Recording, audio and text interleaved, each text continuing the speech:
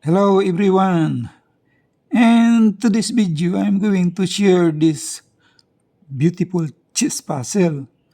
The black king is here, a rook, a bishop, and the white one, the king is here, a bishop, a knight, a pawn.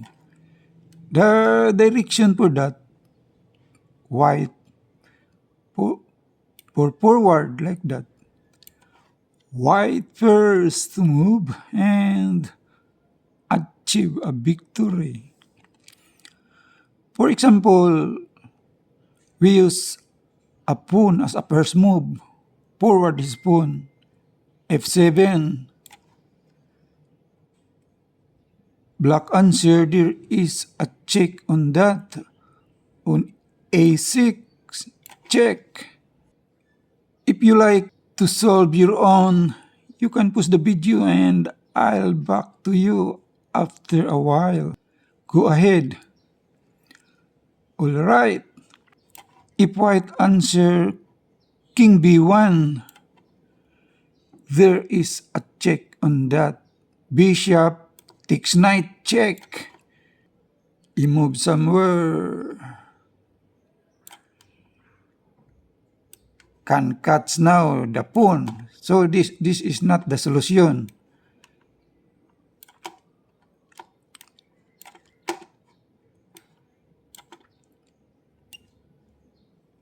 If king answer King B2, looks good, but the rook will move on. F6, so how can he promote his pawn? Can catch the rook, cannot be promoted, so return back to the position.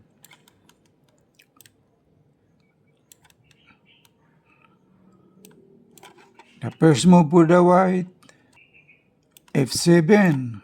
If he made a check on here, the other choice is the bishop. Cover. Bishop A3. Then rook takes bishop, check. If he move his king to B2, check again on A2. If king takes rook, there is a check on that by bishop, check, and then catch the pawn. So it's not that solution. Return back. So return to the position. Is not the best move for the white takes his rook. So king to C3, he move on. Still check on that here on A3. Then king to D2. Black answer, rook A2. And then white move, king A3. Black move, A3. White move to F4. Black move, still check on A4. White move, king to G5. Black move, he made a check here on G4. If king takes rook, there is a check on that, check. Then cuts his bishop and then it's a draw. Move the king to E6 and then F8. So that is a draw. So return back to the position. So the king move on.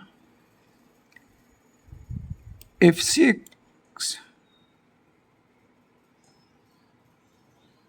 In that position, still cannot promote his pawn because he make a sacrifice here. Rook to G8. So how to promote that?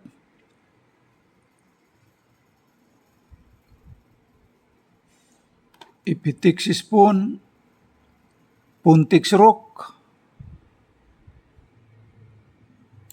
then king takes pawn. Oh, that is a draw. So return back to the position. Like that.